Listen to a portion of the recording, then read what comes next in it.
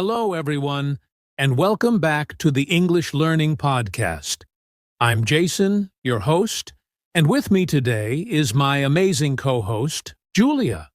Hey Jason, hey everyone, we're so excited to have you here with us today.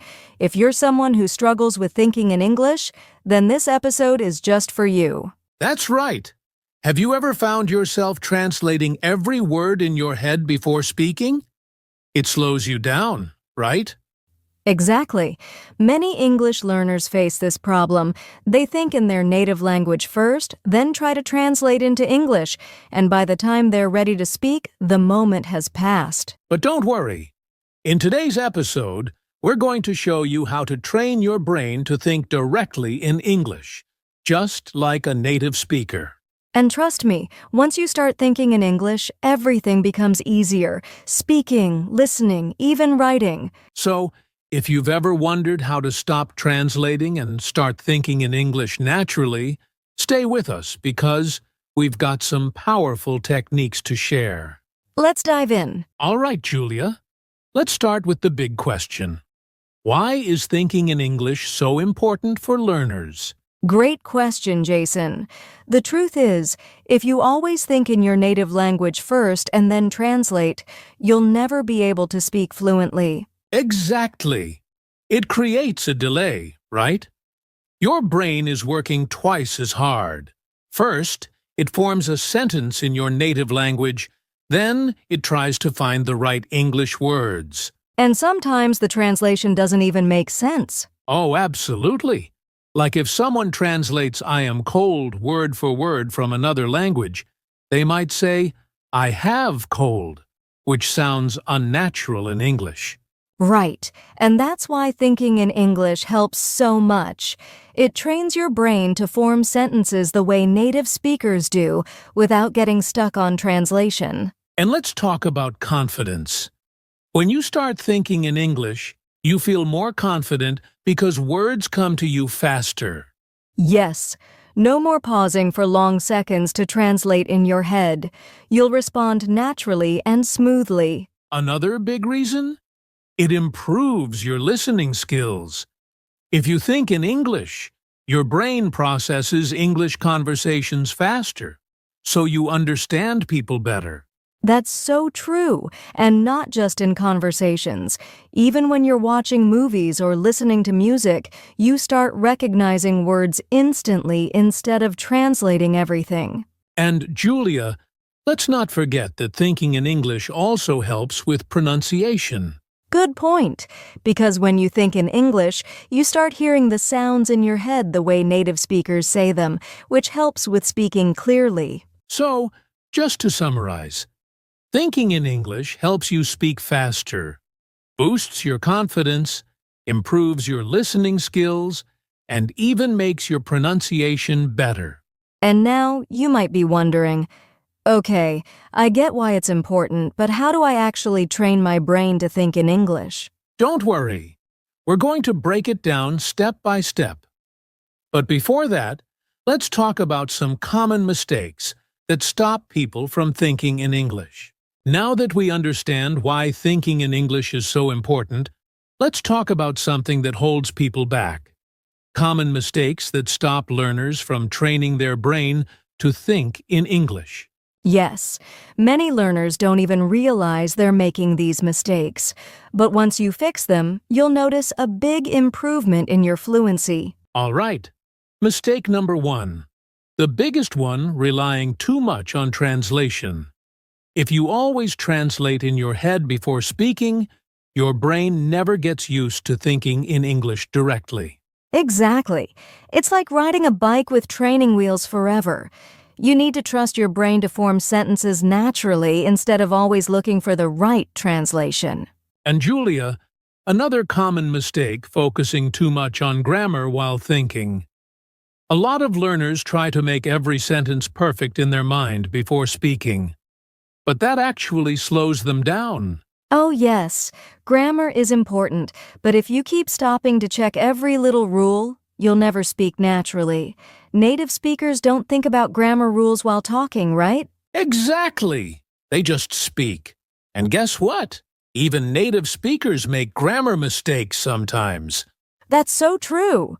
Okay, mistake number 3, fear of making mistakes. Some people are so afraid of saying something wrong that they stop themselves from thinking or speaking in English at all. Right? But making mistakes is how we learn. The more you practice thinking in English, the better you'll get. Don't be afraid to sound imperfect. Fluency comes with practice, not perfection. Absolutely. And another mistake that blocks thinking in English? Not surrounding yourself with English. If your daily life is full of your native language, your brain will naturally default to that language instead of English. Great point. If you only use English in a classroom or for studying, but not in daily life, your brain won't switch to English naturally. And that's why immersion is so important. Things like listening to English music, watching English videos, and reading in English. Exactly. Okay, let's quickly recap.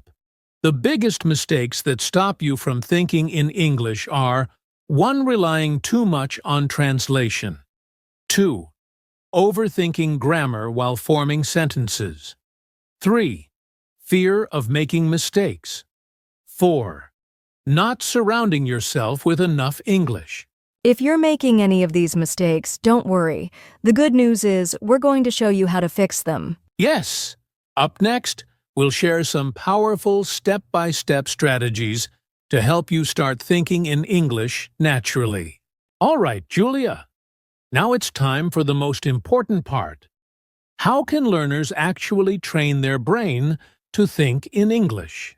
Yes, we're going to break it down into simple, powerful steps that anyone can follow. Perfect. Let's start with step 1. Name things around you in English. Oh, I love this one. It's such an easy habit to build. Just look around you and say the names of objects in English. For example, if you're in your room, think bed, window, lamp, phone. Exactly. And to take it further, you can describe what's happening. Like, instead of just thinking cup, you can think, I am drinking coffee from my cup.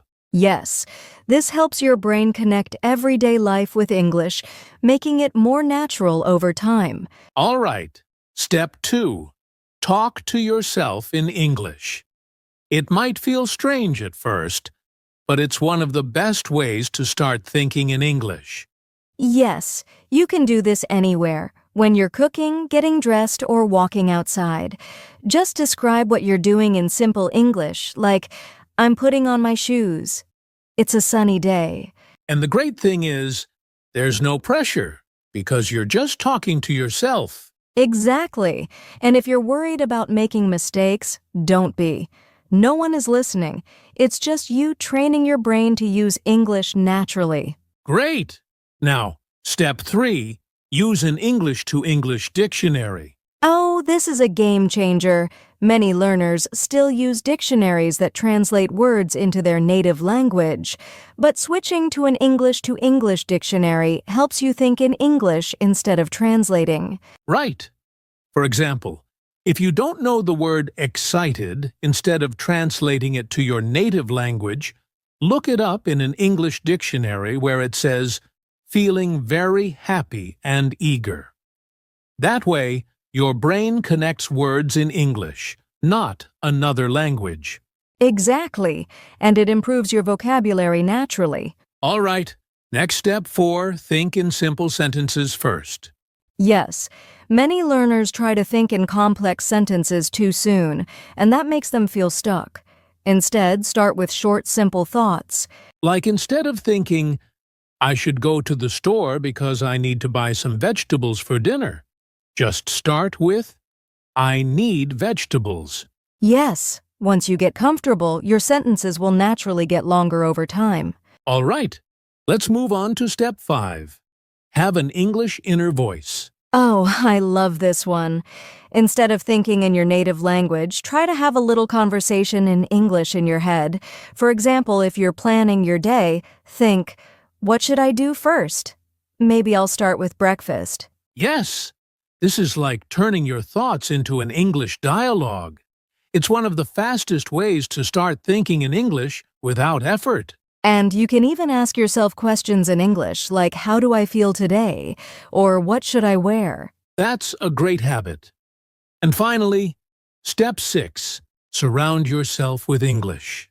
Yes, the more you expose yourself to English, the more natural it becomes. Listen to English podcasts, watch English videos, and read books or articles in English. That's right. The more English you hear, the more your brain starts thinking in English automatically. So let's quickly recap the 6 steps to train your brain to think in English. 1. Name things around you in English. 2. Talk to yourself in English. 3. Use an English-to-English dictionary. Think in simple sentences first. 5. Have an English inner voice. Surround yourself with English. These steps will help you stop translating and start thinking in English naturally. Yes, and the best part? You can start practicing these today. Up next, we'll talk about daily exercises you can do to make thinking in English a permanent habit. All right, Julia, we've talked about strategies to start thinking in English. But now, let's take it one step further. How can learners practice this every day and make it a habit? Yes, because just knowing the techniques isn't enough. You need to practice consistently to train your brain to think in English naturally. Exactly. So, let's share some simple daily exercises that will help learners develop this skill. First, start and end your day with English thoughts. The moment you wake up, try to describe your plans for the day in English. Yes, instead of thinking in your native language, say in your mind, today is Monday.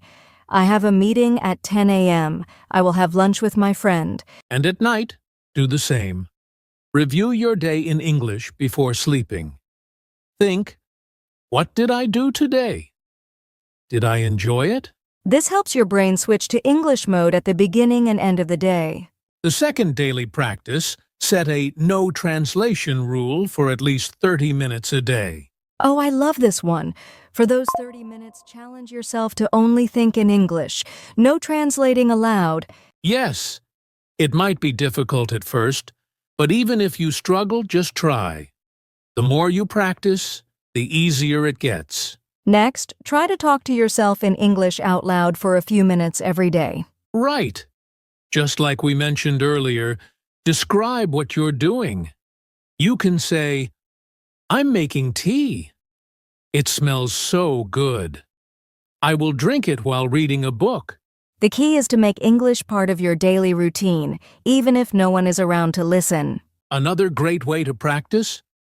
Use English while doing simple activities like cooking, driving, or exercising. Yes. Instead of letting your mind wander, focus on thinking in English. If you're going for a walk, you can think, the weather is nice today. The sky is blue. I feel relaxed. And finally, keep a simple English journal. Write down your thoughts, what happened during your day, or even your goals in English. This is a great way to track your progress, and don't worry about grammar. Just focus on expressing yourself in English. All right, let's quickly summarize these daily exercises. 1. Start and end your day in English. Set a no translation rule for at least 30 minutes a day.